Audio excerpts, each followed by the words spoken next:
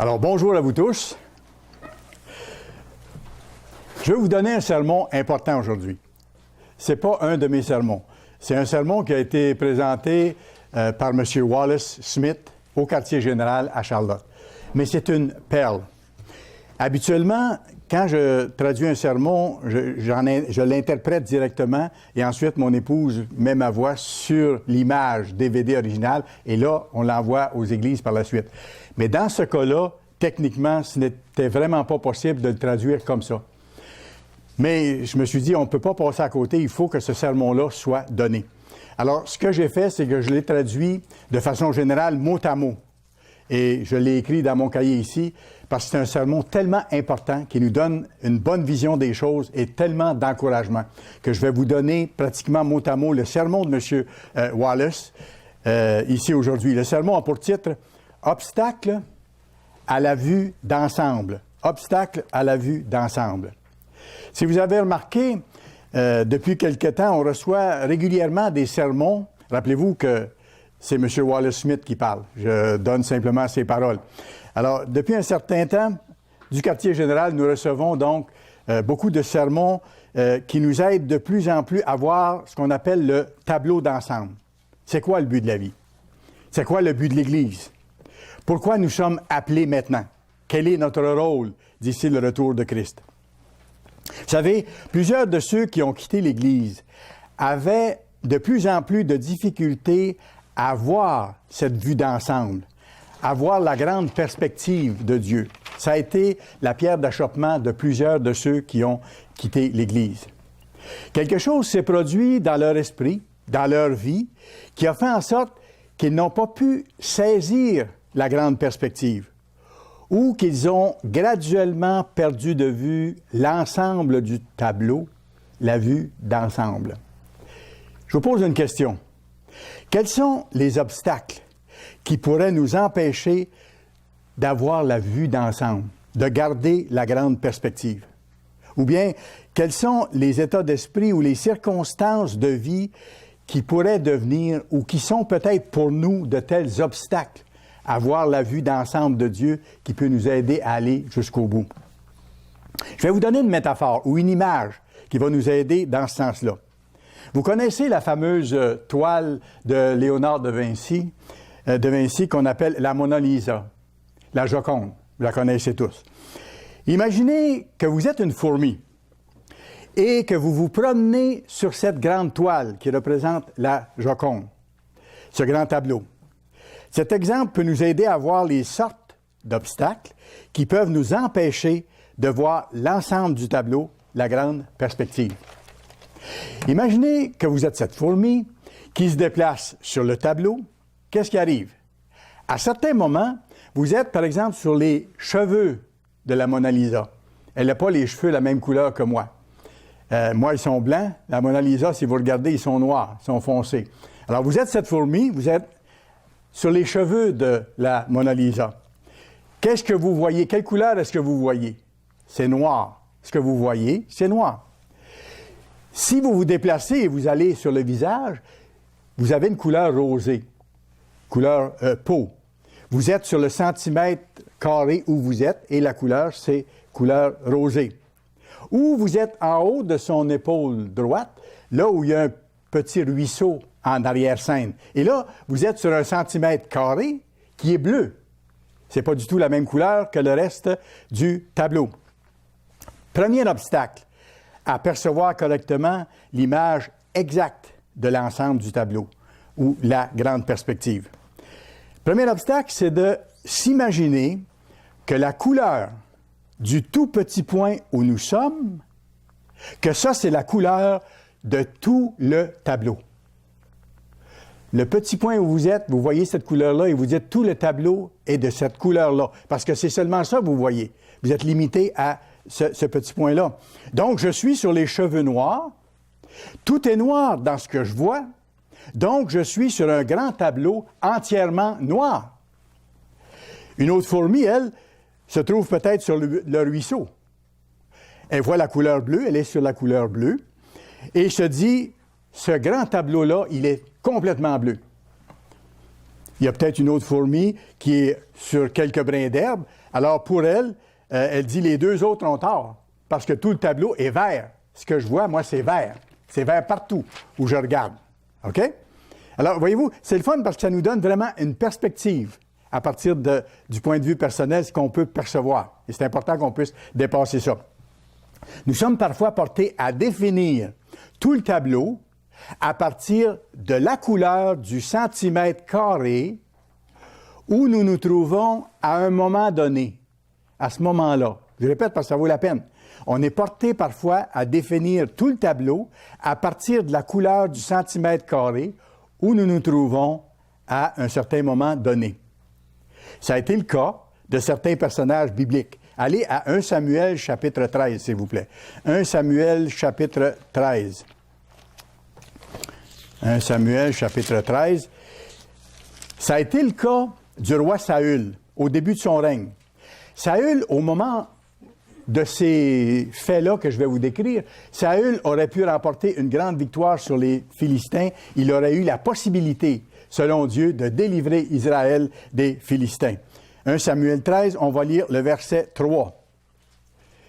Jonathan, qui était le fils de Saül, bâtit le poste des Philistins qui était à Géba, et les Philistins l'apprirent. Saül fit sonner de la trompette dans tout le pays en disant « Que les Hébreux écoutent ». Alors, il a lancé ici un cri de ralliement après que son fils eut fait une certaine approche par rapport à un poste des Philistins. Alors, il a lancé un cri de ralliement devant la possibilité que quelque chose de majeur se produise en Israël et qu'Israël soit délivré. Mais regardez le verset 4 et 5. Tout Israël entendit que l'on disait « Saül a battu le poste des Philistins et Israël se rend odieux aux Philistins. » Les Israélites ont eu peur en disant « On a donné un coup de pied sur un nid de guêpe et on va payer cher. » Et le peuple fut convoqué auprès de Saül à Gilgal. Les Philistins s'assemblèrent pour combattre Israël.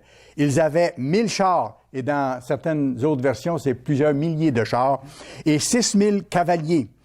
Et ce peuple était innombrable comme le sable qui est sur le bord de la mer. Ils vinrent camper à Michmash, à l'orient de Beth-Aven. Alors donc, si on voit que les Philistins ont 1000 chars, 6000 cavaliers, sans mentionner le nombre de soldats qu'ils ont. C'est pour ça qu'il dit, c'est comme le sable de la mer, dans le fond, la quantité qu'ils étaient. Ça veut dire que c'était, devant les Israélites, une super puissance de l'époque. Devant les Israélites qui étaient un peuple faible, peu armé, en comparaison d'eux autres. Qu'est-ce qui est arrivé? Les Israélites, à juste titre, ont eu peur. Et regardez le verset 6. Les hommes d'Israël se virent à l'extrémité. Ils se voyaient au pied du mur, se virent à l'extrémité, car ils étaient serrés de près. Et ils se cachèrent dans les cavernes, dans les buissons, dans les rochers, dans les tours, dans les citernes. Ils étaient terrifiés. Verset 7. Il y eut aussi des Hébreux qui passèrent le Jourdain pour aller au pays de Gad et de Galaad. Saül était encore à Gilgad, et tout le peuple se trouvait auprès de lui et tremblait. Tout le peuple qui se trouvait auprès de lui tremblait. Verset 8. Il attendit 7 jours, selon le terme fixé par Samuel, parce que le prophète de Dieu avait dit « Attends, je vais me rendre auprès de toi, et là j'offrirai un sacrifice à Dieu pour demander à Dieu d'intervenir. » Donc Saül attendit 7 jours, selon le terme fixé par Samuel. Mais Samuel n'arrivait pas à Gilgal, et le peuple se dispersait loin de Saül. Les hommes de Saül l'abandonnaient peu à peu. Ils ont peut-être fait un décompte, et puis les principaux combattants autour de lui étaient peut-être 670. Après ça, ils ont fait un autre décompte pour être sûr. Ils étaient rendus à 650. Après ça, ils ont dit, on s'est sûrement trompé, on va vérifier. Là, il n'en restait plus 620. Alors, les hommes le quittaient. Sa garde d'élite le quittait. Et Samuel n'arrivait toujours pas au bout de 7 jours comme ça. Alors, Saül a décidé de faire les choses à sa façon. Vous savez, comme des enfants qui profitent de l'absence de leurs parents pour faire un mauvais coup ou pour faire quelque chose qui est défendu habituellement. Et comme ils passent à l'action, les parents arrivent, juste à ce moment-là. C'est exactement ce qui s'est passé dans ce cas-là.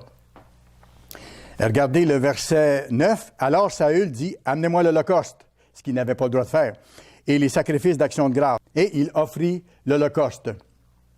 Saül n'avait pas l'autorité de faire ça. Il n'avait pas le droit, selon Dieu, d'offrir cet holocauste. Ça revenait à Samuel, au prophète de Dieu. Verset 10. Comme il achevait d'offrir l'holocauste, voici, Samuel arriva, et Saül sortit au-devant de lui pour le saluer. Verset 11. Samuel dit, « Qu'as-tu fait? » Saül répondit, « Lorsque j'ai vu que le peuple se dispersait loin de moi, que tu n'arrivais pas au terme fixé, et que les Philistins étaient assemblés à Michmash, je me suis dit, les Philistins vont descendre contre moi à Gilgal, et je n'ai pas imploré l'Éternel. C'est alors que je me suis fait violent, je me suis forcé, et que j'ai offert l'Holocauste. » Il était effrayé par les circonstances. Ses soldats avaient peur et s'en allaient. Plusieurs le quittaient. Ce qui est arrivé, c'est que Saül a perdu de vue la grande vision d'ensemble, le grand tableau d'ensemble. Il a perdu de vue que Dieu voulait lui donner la victoire et que le prophète avait promis de revenir. Donc, il allait revenir au temps qui était juste. Saül avait perdu de vue aussi et il s'est concentré donc sur la couleur sombre. Donc, il s'est concentré, Saül, sur la couleur sombre de la circonstance passagère où il se trouvait. Il a oublié les directives de Dieu, lui défendant d'offrir lui-même le sacrifice. Il a agi comment? Non pas en se rappelant ce que Dieu lui avait donné comme directive, mais en suivant ses émotions, sa peur, et en se laissant mener par ces émotions-là. Il y a eu des conséquences à ça. Regardez le verset 13. Début du verset 13. Alors, on voit ici, je me suis dit, je me suis fait violence et bon, j'ai offert l'Holocauste. Verset 13, Samuel dit à Saül, « Tu as agi en insensé, tu n'as pas observé le commandement que l'Éternel, ton Dieu, t'avait donné. » Ça aurait dû demeurer sa priorité, le commandement que Dieu lui avait donné d'attendre le prophète et de s'en remettre dans les mains de Dieu. Ça aurait dû rester sa priorité, quelles que soient les circonstances de cette bataille. Le commandement de Dieu aurait dû rester sa priorité. Regardez la deuxième partie du verset 13 maintenant, ce que Samuel dit à Saül. « Tu as agi en insensé, tu n'as pas observé le commandement que l'Éternel, ton Dieu, t'avait donné. L'Éternel aurait affermi pour toujours ton règne sur Israël. » Voyez-vous, s'il avait suivi la directive première qu'il connaissait, son règne aurait été affermi pour toujours. Ça aurait changé toute l'histoire à partir de là. Continuons jusqu'à la fin du verset 15. « Et maintenant, ton règne ne durera point. L'Éternel s'est choisi un homme, selon son cœur. Et l'Éternel l'a destiné à être le chef de son peuple, parce que tu n'as pas observé ce que l'Éternel t'avait commandé. » Puis Samuel se leva et monta de Gilgal à Gibéa de Benjamin. Saül fit la revue du peuple qui se trouvait avec lui. Il y avait environ 600 hommes. Il ne lui restait plus que 600 hommes autour de lui à ce moment-là. Voyez-vous, la scène qui s'est passée, c'est extraordinaire. Mais je fais juste une petite parenthèse ici. C'est facile pour nous de lancer un peu la pierre à Saül, mais mettons-nous dans sa position. Et parfois, on réagit d'une première réaction un peu comme lui. Avant de lancer la pierre à Saül, avant de dire « moi, j'aurais fait autrement », moi, je serais porté à dire « tirer leçon du fait que la couleur des circonstances du moment peut nous influencer. » Ça, c'est important. Ça, c'est important. La couleur des circonstances du moment peut nous influencer. Revoyons les circonstances du moment. Relisons le verset 5 du même chapitre 13. Les Philistins s'assemblèrent pour combattre Israël. Ils avaient 1000 chars, mais on sait que c'est plusieurs milliers de chars, et 6000 cavaliers, plus les soldats de pied. Et ce peuple était innombrable comme le sable qui est sur le bord de la mer. La réalité visible pour Saül, il y avait toute cette immense armée, cette superpuissance devant lui, par rapport à quelques centaines d'hommes autour de lui, peu armés. Humainement parlant, c'était terrifiant. Cette peur l'a envahi et il a perdu de vue l'ensemble du tableau. Il a perdu la vue d'ensemble. Parfois, en tant que fourmi, lorsque nous sommes sur les cheveux de la Joconde, je reviens à ça, c'est noir. C'est noir. et tout est noir pour nous. C'est ça. Parce que c'est la seule chose que nous pouvons voir à partir de notre petit centimètre carré où nous sommes. Et soudainement, à partir de là, nous imaginons ou nous percevons dans notre esprit tout le tableau comme étant sombre, effrayant, inquiétant, noir. Et c'est ce qui commence à guider nos actions, plutôt que la nature de l'ensemble de l'image, que nous devons toujours garder à l'esprit. Voyons le cas de Jonathan maintenant, le fils de Saül. Il a agi différemment de son père. En fait, au contraire de son père. Il a fait entièrement confiance à Dieu. Dans 1 Samuel, chapitre 14, juste une page plus loin, Jonathan, le fils du roi Saül, dans la même situation que son père, là, a gardé à l'esprit la vue d'ensemble, le grand tableau selon Dieu. Et il a agi en conséquence et il a été béni en conséquence. 1 Samuel 14, et lisons le verset 6. Jonathan dit au jeune homme qui portait ses armes, « Viens, et poussons jusqu'au poste de ces incirconcis, les Philistins. Peut-être l'Éternel agira-t-il pour nous, car rien n'empêche l'Éternel de sauver au moyen d'un petit nombre comme d'un grand nombre. » Voyez-vous la perspective de Jonathan? Il dit, même si c'est une armée effrayante, épouvantablement grande, si Dieu décide de donner au petit nombre la victoire, il va la donner. Voyez-vous sa perspective? Il voyait, malgré son petit centimètre carré, il voyait la vue d'ensemble de Dieu et la puissance de Dieu. Jonathan faisait partie de la même situation que son père. Les Philistins étaient tout aussi nombreux devant lui. Mais il a gardé, comme je vous dis, à l'esprit, la vue d'ensemble. Il a réalisé ceci, en d'autres termes.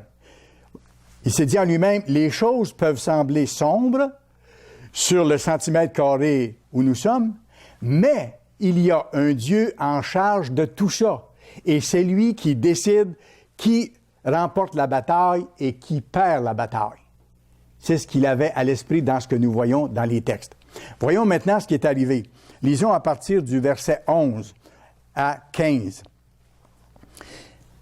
Alors Jonathan et puis son aide, ils se montrèrent tous deux au poste des Philistins. Et les Philistins dirent, « Voici les Hébreux qui sortent de leur trou où ils étaient cachés. Ha, ha! Regarde les Hébreux, il y en a quelques-uns qui sortent, on va leur faire la fête. »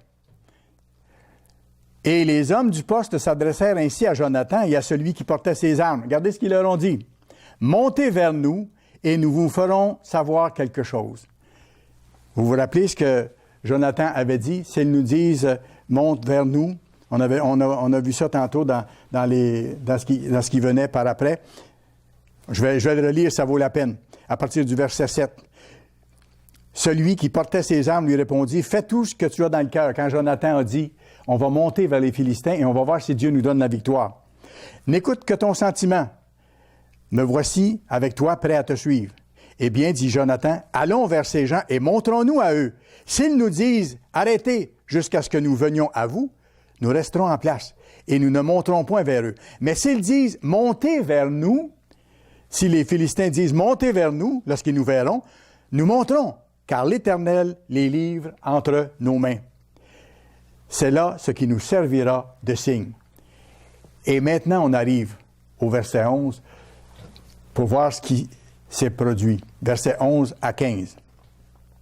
Ils se montrèrent tous deux au poste des Philistins. Et les Philistins dirent, « Voici les Hébreux qui sortent de leur trou, où ils étaient cachés. » Les peureux, là, qui se cachaient. Et les hommes du poste s'adressèrent ainsi à Jonathan et à celui qui portait ses armes. « Montez vers nous, et nous vous ferons savoir quelque chose. » Voyez-vous, ils ont donné une réponse claire. Jonathan dit à celui qui portait ses armes, « Monte après moi, car l'Éternel les livre entre les mains d'Israël. » Et Jonathan monta en s'aidant des mains et des pieds, et celui qui portait ses armes le suivit. Donc, c'était pas facile même de monter dans la face rocheuse pour aller rejoindre les Philistins en haut. On voit, il était seulement les deux, là. Les Philistins tombèrent devant Jonathan. Jonathan les a attaqués un après l'autre, un à la suite de l'autre. Les Philistins tombèrent devant Jonathan, et celui qui portait ses armes donnait la mort derrière lui. Dans cette première victoire, Jonathan et celui qui portait ses armes tuèrent une vingtaine d'hommes sur l'espace d'environ la moitié d'un arpent de terre. L'effroi se répandit au camp, dans la contrée et parmi tout le peuple. Le poste et ceux qui ravageaient furent également saisis de peur. le pays fut dans l'épouvante. C'était comme une terreur de Dieu. Et c'était la terreur de Dieu. Quand Dieu décide de donner la victoire à quelqu'un, même si c'est un des plus petits, il va avoir la victoire. Une grande victoire. Pourquoi? Parce que Jonathan ne se limitait pas à sa perception des circonstances où il se trouvait. Il ne se limitait pas à la couleur du centimètre carré où il se trouvait. Il s'était forcé de garder la vue d'ensemble selon Dieu. Je sais très bien que le centimètre carré où nous nous trouvons parfois peut être pénible et difficile à vivre. Quand vous êtes aux prises avec une maladie grave, par exemple, c'est un noir et sombre centimètre carré sur lequel vous vous trouvez.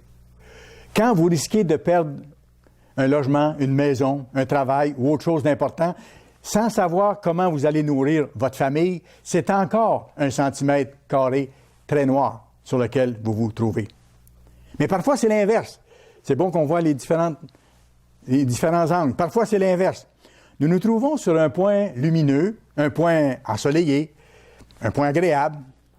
Alors, même phénomène se produit pour notre perception. Alors, tout nous semble beau, tout nous semble bon, tout nous semble fantastique et nous avons tendance à oublier qu'il existe le reste du tableau, un tableau plus large. Et quand les temps plus difficiles viennent, nous ne sommes pas prêts à les affronter. Voyez-vous, il faut voir les deux côtés de la question. M.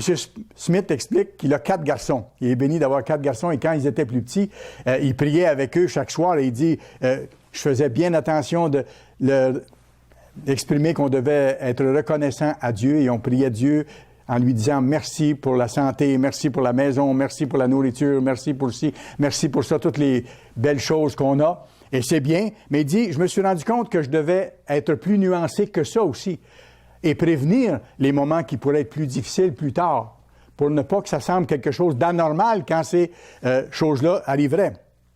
Oui, remercier Dieu, c'est important, mais il ne faut pas créer une attitude centrée exclusivement sur les choses bonnes et agréables, de sorte que quand des temps plus durs viendront, que la santé va manquer, par exemple, ou que nous n'ayons plus de maison, ou des difficultés de toutes sortes, que nous ayons à ce moment-là l'impression de n'avoir rien à dire comme merci à Dieu et d'avoir l'impression que Dieu nous a abandonnés parce qu'il n'y a pas les mêmes bénédictions qu'avant, ou que Dieu n'agit plus en notre faveur. Il faut faire attention à cette approche-là qui peut être dans l'autre sens, si vous voulez. Autrement dit, je ne veux pas que les bénédictions et les bons moments m'empêchent de voir encore là, le tableau d'ensemble. Lorsque je dois passer d'une zone claire à une zone plus sombre, parce que c'est inévitable, ça passe d'un à l'autre. Nous devons centrer notre attention sur la grande perspective qui, elle, est stable, définitive, immuable. L'ensemble de l'image du plan de Dieu qui a une fin heureuse, avec toutes les promesses qui nous sont faites pour qu'on puisse arriver au succès. Allez à Psaume 18, s'il vous plaît. Psaume 18. Psaume 18, nous allons lire à partir du verset 3. Psaume chapitre 18.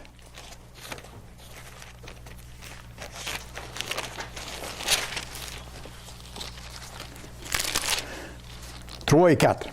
Regardez comment David parle de Dieu ici. Verset 3. « Éternel, mon rocher, ma forteresse, mon libérateur. » Voyez-vous, c'est de là que vient la force, la capacité de passer à travers toutes les circonstances. Mon Dieu, mon rocher, où je trouve un abri, mon bouclier, la force qui me sauve, ma haute retraite. Je m'écrie, loué soit mon Dieu, et je suis délivré de mes ennemis.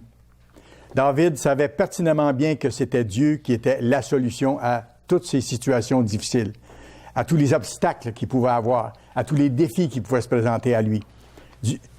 Pour lui, Dieu était son rocher. Tout le reste, autrement dit, peut être ébranlé, bouleversé, changé.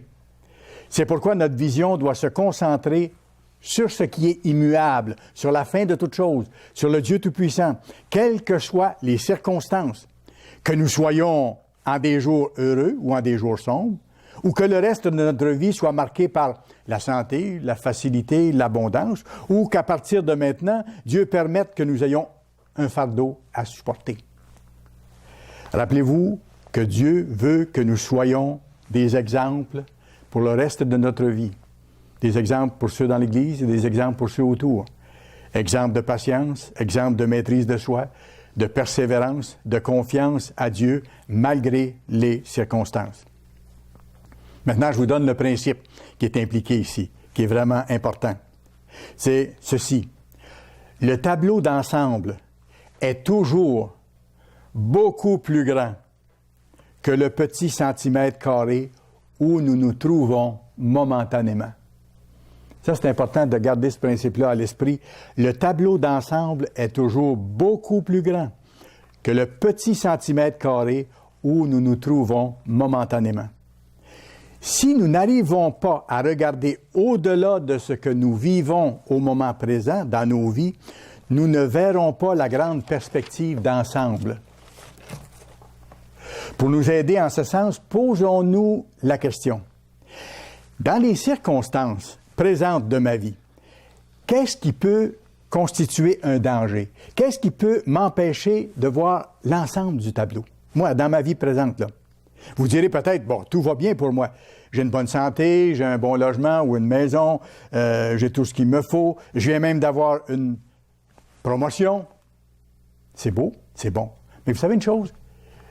Ça peut être un obstacle à vous empêcher de voir le grand tableau aussi. Ça peut être un obstacle. Dans ma vie actuelle, que les choses soient claires et agréables ou qu'elles soient sombres ou difficiles, qu'est-ce qui pourrait m'empêcher de voir plus grand? Ça, c'est le premier obstacle que je résume en terminant cette partie du sermon. Autrement dit, je rappelle que le premier obstacle, c'est de s'imaginer que la couleur du petit point où nous nous trouvons momentanément, que ça, c'est la couleur de tout le tableau, qu'il n'existe pas autre chose. Qu'il n'existe pas autre chose. Deuxième obstacle maintenant. Deuxième obstacle à la vue d'ensemble. Rappelez-vous, vous êtes une fourmi. Vous êtes une fourmi. Vous voyez un point rouge tout à coup. Et là, vous y allez parce que c'est attrayant, c'est attirant, une belle couleur. Puis, vous voyez un point sombre, ça vous intrigue, vous allez voir ce que c'est. Vous vous dépêchez à changer de place. Vous y allez. Tout à coup, vous voyez du rose. Ah, bien, je vais aller voir ça. Alors là, vous êtes occupé à courir d'une couleur à l'autre. Couleur après couleur, elle vous attire toutes. Et vous ne fournissez pas de faire le tour. C'est tellement distrayant que toutes ces couleurs individuelles que vous n'arrivez pas à voir l'image d'ensemble. Vous êtes tellement distrait par la beauté du nombre de couleurs différentes et vous courez d'une à l'autre que vous ne voyez plus le tableau d'ensemble. Vous êtes concentré sur votre course. Deuxième obstacle, j'en arrive plus clairement à ça, deuxième obstacle à voir l'ensemble du tableau, c'est être trop distrait et attiré par toutes les jolies couleurs au point de ne pas voir l'ensemble du tableau qui donne à toutes ces couleurs leur rôle et leur contexte. Je reprends. Le deuxième obstacle, c'est d'être trop attiré ou distrait par toutes les jolies couleurs au point de ne plus voir l'ensemble du tableau qui donne à toutes ces couleurs individuelles leur rôle et leur contexte. Vous savez, le bleu n'est pas bleu pour lui-même. C'est que le bleu dans le tableau joue un rôle qui ajoute à l'ensemble du tableau. Le rouge n'est pas rouge simplement pour être rouge. Il ajoute une précision à l'image totale. Il ne faut donc pas se laisser attirer et se laisser concentrer sur le fait de plusieurs belles couleurs et de courir entre toutes ces couleurs-là, parce que là, on risque de perdre encore la vue d'ensemble. On a un exemple très bon de ça. Triste, malheureusement. Allez dans Juge. Juge, s'il vous plaît. Chapitre 13. Juge, chapitre 13. C'est l'exemple de Samson.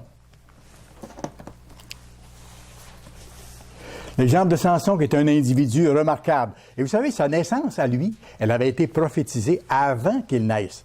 Ça n'a pas été le cas de plusieurs dans la Bible. Mais Dieu avait un plan particulier à accomplir à travers cet homme-là. Alors, il a annoncé d'avance sa naissance. On le voit dans Juge 13. Lisons le verset 3 à 5. Lorsque l'ange va voir la maman qui va donner naissance à Samson. L'ange de l'Éternel apparut à la femme et lui dit, « Voici, tu es stérile. Tu n'as point d'enfant. Tu deviendras enceinte et tu enfanteras un fils. Maintenant, prends bien garde, ne bois ni vin, ni liqueur forte, et ne mange rien d'impur. Car tu vas devenir enceinte et tu enfanteras un fils. Le rasoir ne passera point sur sa tête, parce que cet enfant sera consacré à Dieu dès le ventre de sa mère. Et ce sera lui qui commencera à délivrer Israël de la main des Philistins. » Bon, alors on voit que Dieu avait un plan précis, que cet être-là allait jouer un rôle spécial et que Dieu allait lui donner des pouvoirs en conséquence. Voyons les pouvoirs extraordinaires que Dieu a donnés à cet être humain. Juge 14, de l'autre côté de la page, Juge 14, commençons au verset 5. Samson descendit avec son père et sa mère à Timna. Lorsqu'ils arrivèrent aux vignes de Timna, voici un jeune lion rugissant vint à sa rencontre. Verset 6. L'Esprit de l'Éternel saisit Samson, et sans avoir rien à la main, Samson déchira le lion comme on déchire un chevreau. Alors voici un exploit surhumain que Samson a accompli. Dieu lui montrait à ce moment-là déjà qu'il avait une force qui n'était pas humaine, qui venait d'ailleurs. D'ailleurs, c'est bien clairement dit, c'est l'Esprit de l'Éternel qui a saisi Samson, lui permettre de déchirer avec ses mains nues le corps d'un jeune lion. Alors, ça aurait dû aider Samson à voir que Dieu déjà l'utilisait et à garder la vue d'ensemble sur le grand tableau, mais ce n'est pas ce qu'il a fait, on le verra. Le Saint-Esprit a donné une force surhumaine à ses muscles. Voyons un autre exemple de cette force dans Juge chapitre 15 et le verset 14. Un autre exemple de cette force. Dans ce contexte-là, ici, Samson s'était laissé volontairement attacher, lié. Mais regardez ce qui se passe lorsqu'on l'a amené aux Philistins. Juge 15 et le verset 14. Lorsqu'il arriva à Léchi, Samson arriva à Léchi, les Philistins poussèrent des cris à sa rencontre. Il était content qu'il soit lié, parce que là, il se disait qu'elle allait pouvoir lui régler son compte. Alors, l'Esprit de l'Éternel le saisit. Les cordes qu'il avait au bras devinrent comme du lin brûlé par le feu, et ses liens tombèrent de ses mains. C'était comme du papier mouchoir, si vous voulez, les cordes qu'il avait autour des mains et des bras. Il trouva une mâchoire d'âne fraîche, il étendit la main pour la prendre, et il en tua 1000 hommes. Il est allé de l'avant, il a tué 1000 personnes à ce moment-là. Ça semble surréaliste, mais écoutez, Dieu est le Dieu tout-puissant. C'est lui qui a fait le cosmos, tout ce qui existe. Il n'y a rien qui est à son épreuve. Il se servait de cet homme-là. Et il s'en est servi. Mais Samson, il faut le voir dans ce sens-là, c'était beaucoup plus que l'homme le plus fort au monde. Parfois, on limite encore là notre perception à ce qu'on connaît des hommes forts, des concours d'hommes forts. C'est intéressant à voir, mais c'est des forces humaines. Une musculature qui a été développée ou une force plus grande à la naissance et ainsi de suite. Mais dans le cas de Samson, c'est pas ça. C'est l'Esprit de Dieu, l'Esprit qui soutient en existence toute chose. Alors, c'est pas limité, cela. Samson était beaucoup plus que l'homme le plus fort du monde. La force de ses muscles venait du Saint-Esprit, la force qui soutient tout l'univers. Toutefois, Samson avait un problème majeur. Malgré sa force sans pareille, il ne se concentrait pas sur son but, sur le grand tableau de Dieu. Il a détourné les yeux de ça. Ce qui comptait à ses yeux, autrement dit, ce qui était le plus important pour lui, c'était toutes les jolies couleurs qu'il voyait. Il pouvait aller d'une à l'autre. Et ça lui plaisait, de courir d'une à l'autre. Il ne regardait pas le portrait d'ensemble et le but qu'il avait et qu'il devait accomplir en réalité. Regardez Juge 14 et le verset 1. Samson descendit à Timna, et il y avait une femme parmi les filles des Philistins. Bon, là je m'arrête tout de suite. Il a vu une femme parmi les filles des Philistins. C'était pas une Israélite. La loi était la même dans ce temps-là qu'elle est aujourd'hui. On ne doit pas se marier avec quelqu'un qui n'est pas de notre croyance, tout simplement.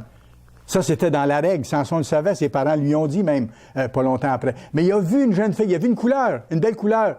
Je l'aime, je la veux. C'est ce que Samson a fait. Les règles étaient les mêmes. Alors, regardez le verset 2 et 3.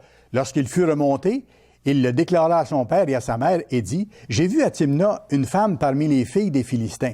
Prenez-la maintenant pour ma femme. » Son père et sa mère lui dirent, « N'y a-t-il point de femme parmi les filles de tes frères et dans tout notre peuple que tu ailles prendre une femme chez les Philistins qui sont incirconcis? » Et Samson dit à son père, « Prends-la pour moi, car elle me plaît. » Elle est belle, elle est belle. Je la veux. C'est ça que Samson a dit. Il ne regardait pas plus loin. C'est tout ce qui comptait pour lui. Mais regardez verset 4. Son père et sa mère ne savaient pas que cela venait de l'Éternel, car Samson cherchait une occasion de dispute de la part des Philistins. OK? Maintenant, je fais une nuance ici. C'est important. Parce que là, on voit que Samson agit mal et que ça va entraîner des actions qui vont être bonnes pour Israël. Alors, on peut se poser la question, ça venait de Dieu. Est-ce que Dieu peut pousser quelqu'un à faire le mal? Non. Dieu ne pousse personne à faire le mal. La Bible est claire là-dessus. Dieu n'est pas tenté par le mal et il ne pousse personne à faire le mal. Mais regardez bien ceci, et ça c'est important la nuance. Mais si quelqu'un choisit, on est des êtres libres, Samson était libre, si quelqu'un choisit de faire le mal, Dieu peut utiliser cette faiblesse pour accomplir son plan. Dieu peut utiliser cette faiblesse-là, organiser les circonstances et ce qu'il y a autour pour que son plan s'accomplisse quand même. Il peut façonner les circonstances en conséquence. Samson était déjà un homme qui convoitait. Ça, c'est une faute. Ça, c'est une faute. Mais Dieu s'est servi de cette faiblesse-là. Samson en a payé le prix, bien sûr, mais il s'est servi de cette faiblesse-là pour accomplir ce qu'il voulait accomplir depuis le début, ce que Dieu voulait accomplir. C'est comme si Dieu avait dit à Samson, « Je vais quand même t'utiliser pour délivrer Israël, mais tu vas souffrir beaucoup. Je vais utiliser avec toi la technique de la carotte et du bâton. Mais je vais arriver à mes fins. C'est dommage que les choses aient dû être ainsi, vraiment. C'est dommage que quelqu'un dont la naissance et le rôle avaient été prophétisés ait développé l'attitude de se laisser mener par la convoitise par rapport à toutes les belles couleurs. « Ah, j'aime beaucoup, beaucoup manger. Je vais manger le plus possible. J'aime telle chose, je vais le faire à l'excès. J'aime cette femme-là, même si elle n'est pas pour moi. Je vais y aller. Je la veux. » Imaginez si ça avait été différent. Si Samson avait eu la bonne attitude, un peu comme Jonathan avait eu. Et s'il ne s'était pas laissé distraire par les belles couleurs, s'il avait apprécié Dieu et les prophéties qui avaient été faites à son sujet pour sauver Israël, s'il s'était soumis au grand Dieu qui avait prédit sa naissance et qui lui avait donné comme but de délivrer Israël, il aurait pu le faire dans des circonstances flamboyantes, tout à fait différentes de ce qui est arrivé. Et là, M. Smith fait un scénario que j'ai trouvé intéressant. Il dit, imaginez-vous, par exemple, c'est sûr que c'est des hypothèses, mais imaginez-vous que si Samson avait bien agi et qu'il aurait été à la tête des Israélites, même si les Israélites étaient mal armés et moins nombreux que les Philistins et tout ça, vous voyez Samson à l'avant du groupe d'Israélites et vous voyez tous les Philistins de l'autre côté avec leurs chars, leurs lances, leur armée et tout ça. Et là, à un moment donné, les Philistins commencent à injurier les Israélites en disant « Vous êtes une bande de peureux, vous avez un gros chien en avant, là. » Et puis en arrière, toutes les autres, là, c'est des chiots, ça. Tous les Israélites qui sont là, c'est le genre d'insulte qu'ils auraient pu faire, parce qu'on le voit dans la Bible, ils l'ont fait ailleurs. Et là, à un moment donné, que le chef des Philistins dit « Qui de mes conducteurs de chariot veut aller nettoyer la place? » Et là, les conducteurs de chariot auraient levé la main. Et il a dit, bon, toi, vas-y. Et là, le conducteur de chariot part avec ses chevaux et la lance à la main, puis on y va. Samson ne bouge pas. Redouble d'ardeur encore, redouble de vitesse, Samson ne bouge pas. Et là, au moment où le chariot arrive tout proche, Samson esquive, prend les harnais des chevaux, prend les harnais des chevaux, tournoie tout l'attelage des chevaux et les renvoie chez les Philistins et dit, au suivant. Ça, c'est l'image que M. Wallace Smith donne, mais c'est bien sûr caricaturé un peu, mais écoutez, Samson aurait eu toute la force de faire tout ce qu'il aurait voulu pour délivrer Israël. C'est ça qui en ressort dans le fond. Dieu aurait pu faire des choses semblables avec Samson, mais Samson ne se laissait pas guider, ne se laissait pas motiver par un désir de servir Dieu. Il cherchait à se servir lui-même. Il ne considérait pas l'existence d'un tableau plus grand ou d'une perspective plus large que ce que lui vivait sur le moment présent et de ses désirs personnels. Il se laissait guider par son ventre, par toutes les belles choses colorées que le monde offre. Et le monde offre beaucoup de belles choses colorées, attrayantes et distrayantes. M. Smith dit aux jeunes dans l'Église à ce moment-là, dans son sermon, il dit, écoutez, vous les jeunes, les jeunes garçons, le monde vous offre plein de belles filles. Et vous les filles, le monde vous offre plein de beaux garçons, de toutes sortes de façons, facilement utilisables, à volonté. Alors, vous avez le choix, mais soyez prudents. Voyez le tableau d'ensemble, parce que le monde offre beaucoup de belles choses, colorées, attrayantes et distrayantes. Sur le cellulaire, on peut avoir le monde entier à portée de nos doigts et aller chercher n'importe quoi et se retrouver dans n'importe quelle circonstance. Même chose avec Internet. En plus de ça, bien sûr, tout n'est pas mauvais dans le monde. Mais il y a tellement de choses qui peuvent nous distraire, nous occuper, à un point tel que nous perdons de vue la grande perspective, que nous perdons de vue notre but, nos priorités. Écoutez, ça peut être notre travail. En soi, le travail, c'est pas mauvais. Ça peut être des loisirs. Les loisirs, en soi, c'est pas mauvais, comme les sports non plus. Ce ne sont pas des choses mauvaises en soi, mais si ça devient le motif principal de notre vie, que le reste passe en second, comprenez-vous qu'on court comme Samson après notre ventre, pour ainsi dire, après ce qui nous fait plaisir, et ça devient la chose principale. M. Meredith, lors d'un conseil des anciens, a rappelé aux ministres de ne pas se laisser absorber, eux non plus, totalement, sans équilibre, par toutes les activités et les responsabilités de servir dans l'Église. Parce que les ministres sont des êtres humains aussi, ils ont amené le même combat et ils doivent faire attention pour avoir le même équilibre. Parce que ça peut devenir facile pour les ministres aussi de perdre de vue la grande perspective. C'est le même combat que nous avons, que tous les membres ont. Il faut faire exactement attention aux mêmes choses. Nous, les ministres, devons faire attention pour pas que nos très nombreuses responsabilités nous empêchent de continuer d'être conscients de l'ensemble du tableau, de la raison pour laquelle nous sommes là, de ce que nous faisons et que nous devons faire. Donc, un des obstacles, qui peuvent nous empêcher de voir l'image globale, c'est de courir sans cesse, rapidement, de couleur en couleur, oubliant qu'il y a un tableau complet formé de chacune de ces belles couleurs, formant le tableau d'ensemble. Posez-vous honnêtement la question, dans ma vie, quelles sont les distractions qui ont le plus grand potentiel de diluer ma perception de la vue d'ensemble, de la grande perspective? Et comme je vous dis, ce n'est pas nécessairement quelque chose de mauvais.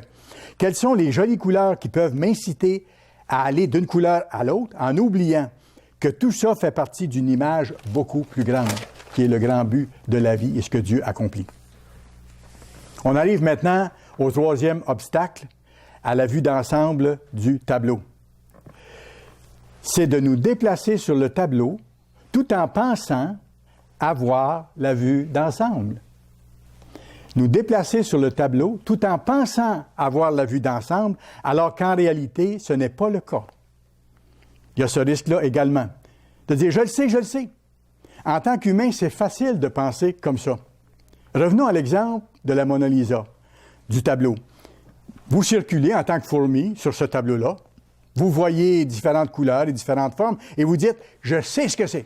Ah, je suis certain, j'ai des connaissances, je suis certain que c'est. Je me promène actuellement sur un Picasso. Je suis convaincu. Non, je me promène sur un Rembrandt. C'est sur un Rembrandt. D'après les teintes, c'est sur un Rembrandt que je me promène. Ou non, c'est sur un Monet plutôt.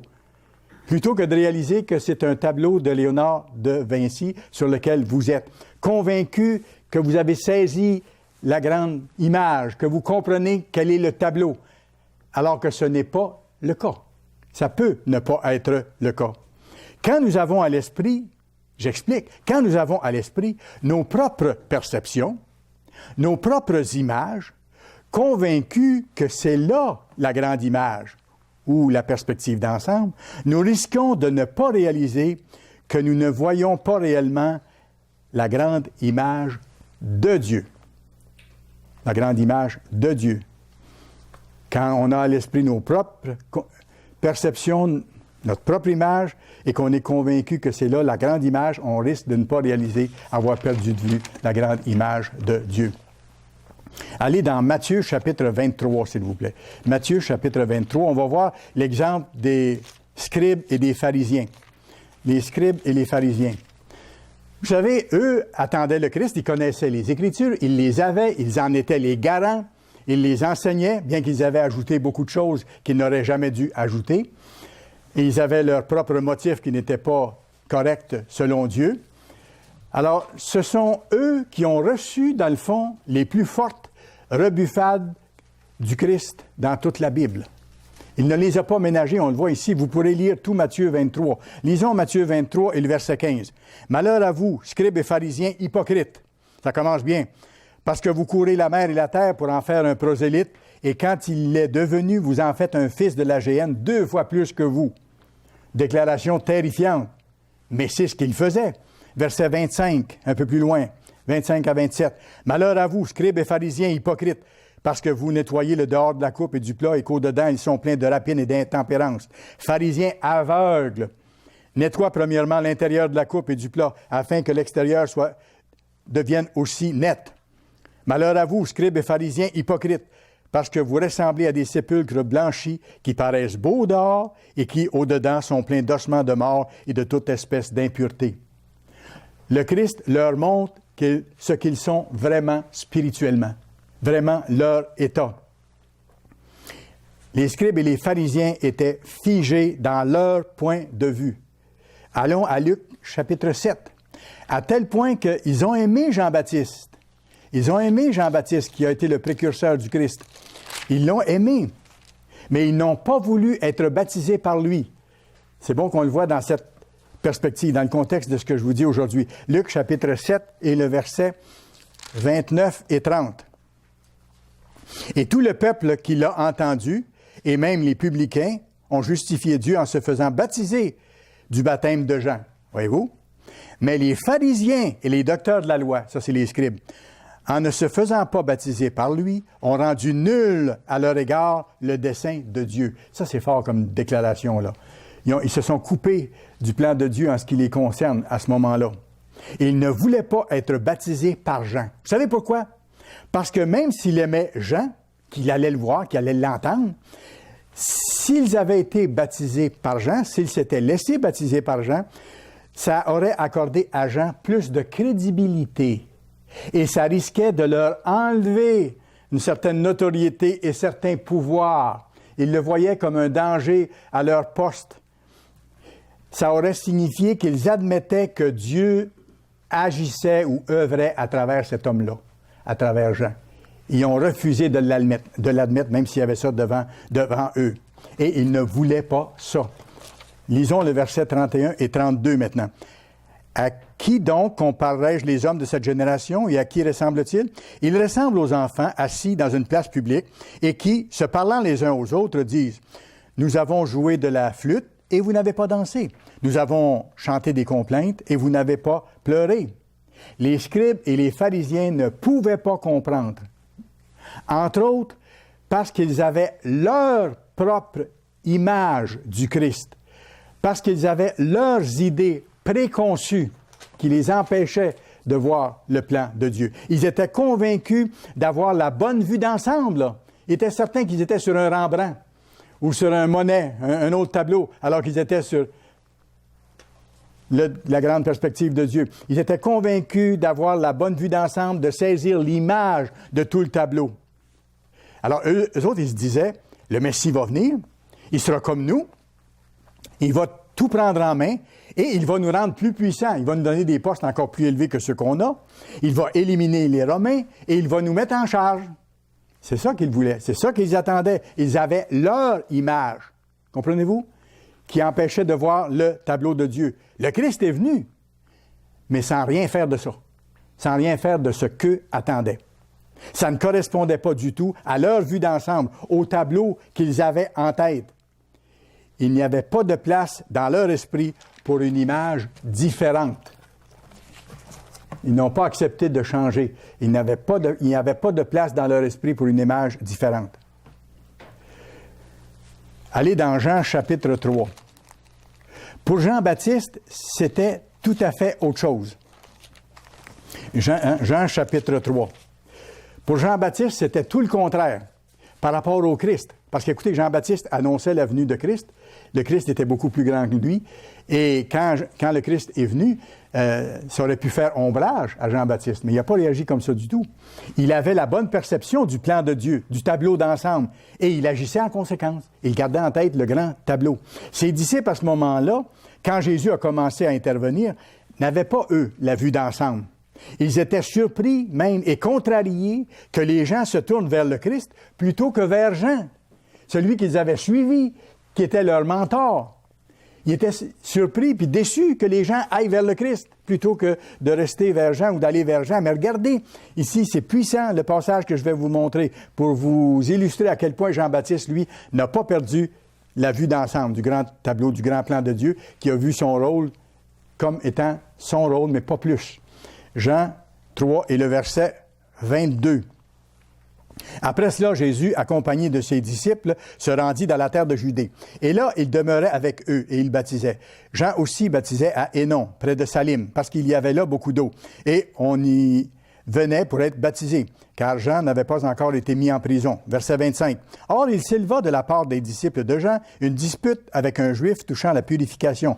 Ils vinrent trouver Jean et lui dirent, « Rabbi, celui qui était avec toi au-delà du Jourdain, le Christ, et à qui tu as rendu témoignage, voici, il baptise, et tous vont à lui. » On dit, écoute Jean, regarde, le Christ, là, les gens vont vers lui. Regardez le verset 27. Jean répondit, « Un homme ne peut recevoir que ce qui lui a été donné du ciel. » Autrement dit, je dois m'occuper des responsabilités qui m'ont été données et pas plus. Vous-même m'êtes témoin que j'ai dit, je ne suis pas le Christ, mais j'ai été envoyé devant lui. Celui à qui appartient l'époux, c'est l'époux, mais l'ami de l'époux qui se tient là et qui l'entend éprouve une grande joie à cause de la voix de l'époux. Aussi, cette joie qui est la mienne est parfaite. Formidable. Et maintenant, vous allez lire ce qui est sans doute la phrase la plus remarquable jamais prononcée par un être humain au cours de toute l'histoire humaine. Surtout si vous prenez en compte le pouvoir et l'influence que Jean-Baptiste avait à ce moment-là. Regardez ce que Jean-Baptiste dit au verset 30. « Il faut qu'il croisse. Il faut que le Christ prenne plus de place, qu'il grandisse. Il faut qu'il croisse et que je diminue. » Voyez-vous qu'il avait la perspective? Il avait gardé en tête la vraie perspective. Il ne s'est pas rébiffé contre ça. Au contraire, il était heureux de ça. Le temps était venu. Il allait de l'avant avec ça pour soutenir l'œuvre. Il y a peut-être des exceptions, mais c'est difficile d'imaginer un dirigeant politique actuel qui déclarerait, par exemple, « Il faut que cette autre personne croisse en importance et que moi, je diminue. » On a de la difficulté à imaginer. Ça peut peut-être exister quelque part, mais c'est sûrement rare de voir quelqu'un qui dit « Moi, je vais me retirer parce que l'autre qui se présente est beaucoup plus compétent que moi ou sera capable d'aider davantage. » C'est pas du tout comme ça que les humains fonctionnent. Jean-Baptiste voyait le grand plan. Il avait la vraie vue d'ensemble. C'est remarquable. Mais quand c'est notre propre perspective que nous avons en tête, c'est difficile de voir autrement. Ça devient un obstacle. Je reviens à ça, cette faiblesse que l'on peut avoir. La société autour de nous véhicule toutes sortes d'idées qui peuvent détourner notre attention et prendre toute l'importance. Par exemple, certains se laissent prendre dans les théories de conspiration dont on entend parler souvent, selon lesquelles des complots à grande échelle ont lieu sur la scène mondiale, dans les gouvernements et ailleurs. Bien sûr, il peut se passer certaines choses à ce niveau, mais si on leur accorde trop de véracité et trop d'importance, on peut alors perdre de vue la grande perspective que Dieu nous a donnée, qu'il décrit dans sa Bible et que les serviteurs de Dieu au quartier général nous enseignent par les sermons et par les articles. En fait, si je ne fais pas attention, sans trop m'en rendre compte, je peux remplacer la grande perspective de Dieu par ce que j'ai lu ici et là, parce que j'ai vu sur Internet ou par autre chose, concernant ce qui se passe supposément en arrière-scène à la Maison-Blanche ou dans les grandes sociétés internationales ou dans les grandes entreprises. Ça devient notre grande perspective si on laisse aller ces choses-là. Et il n'y a plus de place pour le véritable grand tableau de Dieu. On a l'impression que c'est d'autres choses de plus important qui est en train de se passer. C'est le tableau de Dieu qui est le plus important. Parfois, on se laisse prendre par des perceptions personnelles par rapport même à des doctrines bibliques. C'est frappant de voir qu'une toute petite idée, différente de ce que dit la Bible, peut graduellement affecter d'autres de nos idées et que tout ça forme en nous une nouvelle image d'ensemble, comme si on était en train de redessiner tout l'édifice du plan de Dieu sans s'en rendre compte. Très important, très important. Ce n'est pas sans raison que régulièrement, le quartier général nous parle de la grande vue d'ensemble, de ne pas perdre ça de vue, de garder nos yeux sur les choses principales, de faire ce que nous avons à faire et de nous confier à Dieu, quelles que soient les circonstances. C'est pour cette raison que M. Meredith parle régulièrement de l'œuvre, de ce que nous devons persévérer à accomplir pour terminer. Et c'est pour cette raison que Dr. Winnail rappelle régulièrement aux ministres que servir les membres de l'Église, c'est servir les enfants de Dieu et qu'on doit avoir ça à l'esprit. Sinon, c'est facile de se laisser prendre dans une différente perspective et de ne plus avoir de place pour la vraie perspective de Dieu. Donc, en résumé, on peut tellement se laisser prendre et s'engager dans une perspective de notre cru ou de notre invention que nous ne réalisons plus être en train de perdre de vue la grande perspective divine. Question. Qu'est-ce que moi, je pense être la vraie image? Est-ce que ça correspond à ce que les serviteurs de Dieu disent et enseignent concernant la vue d'ensemble selon Dieu? Il dit, je me rappelle un homme à qui j'ai parlé au téléphone. Durant des années, cet homme-là avait envoyé régulièrement au quartier général des documents expliquant ses propres idées. Bien sûr, il n'a pas reçu d'approbation ou de réponse favorable. Il était frustré quand il m'a parlé au téléphone. Il a dit, Dr. Meredith et le Conseil des Anciens ne m'écoutent pas. Ils ne comprennent pas ce que j'essaie de leur montrer. Je savais que je ne pourrais pas aller très loin avec cet homme-là, mais j'ai essayé de lui expliquer ceci. Je lui ai dit, vous savez, si tous ces hommes et le Dr. Meredith ne sont pas convaincus par ce que vous dites, est-ce que vous êtes certain que ce sont eux qui ont un problème à voir la vue d'ensemble? Considérez, monsieur, au moins cette possibilité. Si vous êtes le seul à penser ce que vous pensez, c'est peut-être votre perspective ou votre vue d'ensemble qui est inexacte. Ça n'a rien changé parce que le même monsieur était convaincu qu'il était un des deux témoins dont Dieu va se servir au temps de la fin. Quatrième obstacle à la vue d'ensemble, pensez que notre centimètre carré est le centimètre carré le plus important de tous. Le plus important de tous. Essentiel. Pensez que sans ce centimètre carré, le tableau n'existerait tout simplement pas. Vous êtes cette fourmi sur le superbe bleu du petit ruisseau derrière l'épaule de la Joconde. Et vous dites, « Wow, ce bleu est d'une telle perspective. Le travail de Léonard de Vinci est plus intense ici et plus rayonnant dans ce tableau. Je le vois en tant que fourmi. C'est ici le centimètre carré le plus important de tout le tableau. Le reste du tableau peut brûler. Je vais défendre ce centimètre carré jusqu'au bout. » Une autre fourmi pense que c'est la couleur de l'œil de la Joconde qui est le plus important. C'est faux, il se trompe. En tant que fourmi, vous dites non, l'autre n'a pas raison, c'est moi qui ai raison. C'est facile de penser ainsi puis de perdre de vue tout le reste. Mais vous savez, sans le reste du tableau, ce centimètre carré n'est qu'un tout petit carré bleu, tout seul sur le plancher. Il ne serait que comme un tout petit confetti, qui n'a pas plus de signification que ça. Et il faut tous les centimètres carrés de la toile pour que l'image d'ensemble soit constituée. Il y a eu conférence à Jérusalem dans le passé concernant la circoncision. Vous savez ce qui a été fait. Et ça se faisait dans le temps comme on fait encore aujourd'hui d'ailleurs. Ils ont envoyé les apôtres vers Jérusalem pour qu'une décision soit prise en ce qui concerne la circoncision. Vous pourrez le lire dans Acte 15. Dieu avait établi des hommes pour prendre les décisions à ce niveau, de façon ordonnée, comme il le fait maintenant. La décision a été rendue que les gentils n'avaient pas besoin de se faire circoncire, comme vous savez. Mais Paul a eu à revenir souvent sur ce problème-là parce qu'il y a des Juifs qui ne voulaient pas changer d'idée, qui étaient figés dans leur perspective et qui passaient après Paul dans les églises pour dire « Ne croyez pas Paul, il faut que vous soyez circoncis pour faire partie du peuple de Dieu. » Autrement dit, selon eux, tout reposait sur ce seul centimètre carré de leur compréhension. C'est fort lorsqu'on regarde ça. Et posez-vous la question, comment est-ce que vous auriez réagi si vous aviez été là à ce moment-là, avec ce gros changement qui a eu lieu? mais qui était expliqué par la direction de l'Église, vraiment basé sur les Écritures, basé sur les songes que Dieu avait révélés à certains de ses serviteurs.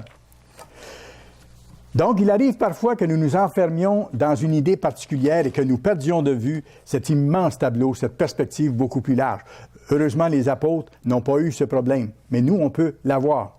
En résumé, nous devons faire attention de ne pas nous laisser prendre dans un détail devenant pour nous d'une importance suprême, qu'il s'agisse de quelque chose que nous avons lu ou d'une découverte que nous penserions avoir faite, de sorte que, comme la circoncision au 1er siècle, nous commencions à croire que notre point de vue est la chose la plus importante du monde et que nous perdions l'équilibre, la stabilité, la perspective de la grande vue d'ensemble que le quartier général s'applique à nous faire connaître. Ne vous limitez pas à ce centimètre carré. Quel est votre centimètre carré préféré? On en a tous des centimètres carrés préférés, mais il faut vraiment faire attention à ça. 5e obstacle, dernier obstacle maintenant. Avoir l'ensemble du tableau. Oubliez le fait que vous êtes une fourmi. Si on oublie le fait qu'on est une fourmi, ça peut nous jouer des tours. Je suis une fourmi, je me déplace sur la toile représentant la Mona Lisa, je découvre beaucoup de choses, mais en même temps, oubliez le fait que je suis une fourmi. Et que je ne pourrai certainement pas saisir l'immensité de tout le tableau dans ma condition actuelle. Il faut se rappeler que même si on est peu de choses, même si on est seulement une fourmi, que chacun des appelés est important aux yeux de Dieu. Dieu veut nous amener progressivement à voir de mieux en mieux, tout au long de notre vie présente, et par après, la splendeur de son grand plan et la splendeur de ce chef-d'œuvre. Il nous encourage individuellement en nous montrant que nous faisons partie de ce plan et qu'il a pour but de nous amener à son niveau d'existence, à naître dans sa famille. C'est extraordinaire, c'est fantastique. M. Armstrong a écrit dans l'incroyable potentialité de l'homme concernant l'Évangile. Quand on le comprend, l'Évangile est l'un des concepts les plus grands à n'être jamais entré dans l'esprit humain. C'est formidable. Allez maintenant à Job, chapitre 26, s'il vous plaît. Job, chapitre 26. Quelque chose de tellement encourageant et qui nous donne la dimension des choses et la proportion des choses ici. Pensez un peu à ce qu'on peut percevoir malgré nos limitations présentes concernant la grandeur de Dieu, sa majesté, sa puissance. On peut percevoir déjà beaucoup quand on regarde la beauté du cosmos, la Lune, le Soleil, les lois de la physique et tout ça. Mais c'est peu de choses par rapport à l'immense réalité qu'est Dieu et qu'est son plan. Il a tout amené à l'existence. Le Soleil, les lois de la physique, l'énergie extraordinaire qu'il a emmagasinée dans l'atome, qu'on peut se servir à bon escient ou qu'on peut se servir pour faire des bombes atomiques lorsque les humains agissent mal. Il a conçu et créé chaque particule de matière, chaque centimètre, chaque millimètre cube de tout le cosmos, par la puissance de son esprit, par la puissance de sa pensée. À juste titre, nous nous sentons tellement petits devant tout ça. Voyez tous les miracles qu'il a fait, voyez les miracles qu'il a fait dans la Bible. C'est pas pour rien que David dit « Qu'est-ce que l'homme pour que tu te souviennes de lui? » Maintenant, regardez Job 26 et le verset 14. « Ce sont là les bords de ses voix. C'est le bruit léger qui nous en parvient. Mais qui entendra le tonnerre de sa puissance? » Et dans d'autres versions, c'est qui comprendra le tonnerre de sa puissance. Autrement dit, ce qu'on peut percevoir, ça nous rend admiratifs par rapport à lui. Mais c'est rien par rapport à la grandeur de la réalité. Mais il ne faut pas se décourager, même si on ne voit pas toute la réalité. Et il veut que nous saisissions le plus possible et de plus en plus l'ampleur de sa majesté. Tous les humains de la terre, en prière, en même temps, ne pourraient pas créer un problème pour Dieu. Si tous les humains se mettraient à genoux en même temps en expliquant à Dieu leurs problèmes, leurs besoins, le besoin des autres, et ainsi de suite, Dieu ne serait pas dépassé par ça. Il serait capable d'écouter chacun comme s'il était seul avec lui, ou comme si cette personne-là était la seule à lui parler. Ça, c'est la puissance du Dieu qu'on sert. Non seulement Dieu est infiniment plus grand que ce que je peux imaginer, mais il œuvre actuellement à m'élever à partir de la fourmi que je suis pour que je devienne comme lui. M. Ménédite a écrit dans la brochure « Votre ultime destinée », les saints auront alors le même niveau d'existence que Dieu, tout comme vos enfants ont le même niveau d'existence que le vôtre. C'est phénoménal. Aussi grand que Dieu soit, il travaille à ce que nous fassions un jour partie de ce même niveau d'existence. En tant que petite fourmi sur la toile de la Mona Lisa, On peut entrevoir que cette toile est immense. Mais il ne faut pas se dire « je ne pourrai jamais y arriver ». Ça ne sert à rien d'essayer. Le Tout-Puissant nous dit comment y arriver. Demandez-moi de l'aide. Cherchez et vous trouverez. Demandez et l'on vous répondra. Le Christ disait qu'il ne pouvait rien de lui-même et que c'était par la force de son Père. Et c'est la même chose pour nous. Demandons-lui de nous aider à avoir la vision que nous pouvons saisir maintenant dans le grand tableau. Que ça fasse partie de nos pensées, de nous, que ça soit intégré en nous. Rappelons-nous que notre cœur tortueux nous incite parfois à penser que nous saisissons vraiment le grand tableau de tout ce que Dieu est en train de faire dans le monde. Alors, le 5e obstacle, je résume en terminant, c'est d'oublier que nous sommes une fourmi. Il ne faut pas oublier qu'on est une fourmi. On pourra saisir seulement un certain niveau, mais il faut garder la vue sur l'ensemble du tableau. Mais Dieu va nous révéler au fur et à mesure ce que nous avons besoin pour y arriver. Précisez ce besoin-là à Dieu. Demandez-lui de vous aider à voir les choses que vous devez voir dans l'ensemble du tableau pour être capable de continuer. Il y a des temps difficiles qui approchent. Encore une fois, je me souviens que plusieurs de ceux qui ont quitté, pour quelque raison que ce soit, ont diminué, puis cessé de voir la grande perspective. Si ce fut le cas en des temps paisibles, imaginez, dans des temps plus difficiles, quel défi ce sera d'avoir et de garder à l'esprit la vue d'ensemble, comme David, comme Jonathan. Appliquons-nous à vaincre ces obstacles. Ne perdons pas de vue l'image merveilleuse et glorieuse que Jésus-Christ nous a donnée avec toutes les promesses fantastiques et absolument certaines de nous aider à y arriver.